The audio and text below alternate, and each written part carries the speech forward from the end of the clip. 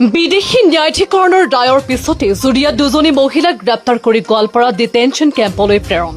কিন্তু পৰিয়ালৰ দাবী তেওঁলোকৰ 14 গোষ্ঠী ভাৰতীয়।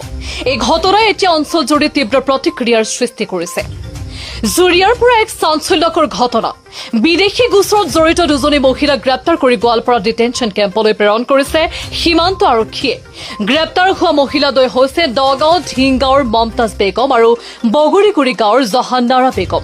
জানিব পৰা মতে দীৰ্ঘদিন ধৰি জুৰিয়া বিদেশী ন্যায়াধিকৰণত চলি থকা গোচৰৰ শুনানিৰ অন্তত আদালতে দুয়োগৰাকী মহিলাক বিদেশী বুলি ঘোষণা কৰে।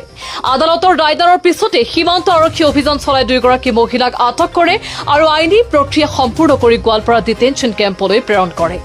ইফালে এই ঘটনাক কেন্দ্ৰ কৰি পৰিয়ালৰ মাজত তীব্ৰ প্ৰতিক্ৰিয়াৰ সৃষ্টি হৈছে। পৰিয়ালৰ সদস্যসকলে দাবী কৰিছে যে তেওঁলোক 14 গোষ্ঠী ভাৰতীয়, মাক দেউতাক, ভাই ককাই, সন্তান ভাৰতীয়, বহু বছৰ ধৰি এই অঞ্চলতে বসবাস কৰি আহিছে। 51 চনৰ NRCৰ পৰা ভোটাৰ কাৰ্ড, আধাৰ কাৰ্ড, যাৱতীয় নথি পত্ৰ আছে। সেয়ে ভাৰতীয় পৰিয়ালৰ দুজনী মহিলাক বিদেশী ঘোষণা কৰাৰ সিদ্ধান্তক লৈ বিভিন্ন প্ৰশ্ন উত্থাপন কৰিছে পৰিয়ালৰ লোকে।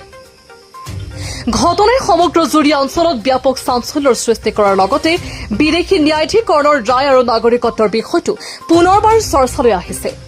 বৰ্তমান ঘটনাক লৈ বিভিন্ন মহলত আলোচনা অব্যাহত আছে।